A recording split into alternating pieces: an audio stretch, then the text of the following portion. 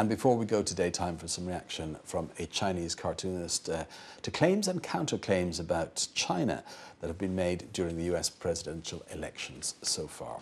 Our cartoonist today is Luo Jie. This comes from the QQ blog of that artist, but also was published in the China Daily newspaper. The picture shows very obviously Barack Obama on the right there, Mitt Romney on the left, and each of them is holding a fairly menacing looking club with spikes through it, and written on that is China policies, or policies towards China. And on the what they're actually saying to each other is they have this view of the other person as actually holding a carrot, seen in China as something very soft rather than a club. And effectively they're saying, I'm hard on China, you're soft on China, and vice versa. And this has come up particularly in those two election debates whenever China was mentioned, less so in the first one, quite a lot, 24 times in the second one, where both candidates appeared to be saying that each was too soft in China and they must be tougher. Some examples of this was Romney promising to name China as a currency manipulator on his first day in office if elected. Obama saying that Romney invests in companies that are building surveillance equipment for China to spy on its own folks, a lot of tit for tat on the subject of China. And these candidates' references, or the candidates' references to China, have been widely covered here in China by the press and by the public.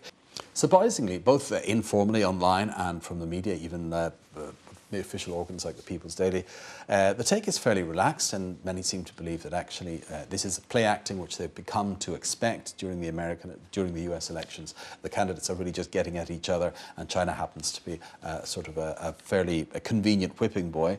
For example, it's been pointed out that in the run-up to 2008, Obama said that he would name China as a currency manipulator, but actually never got around to doing that.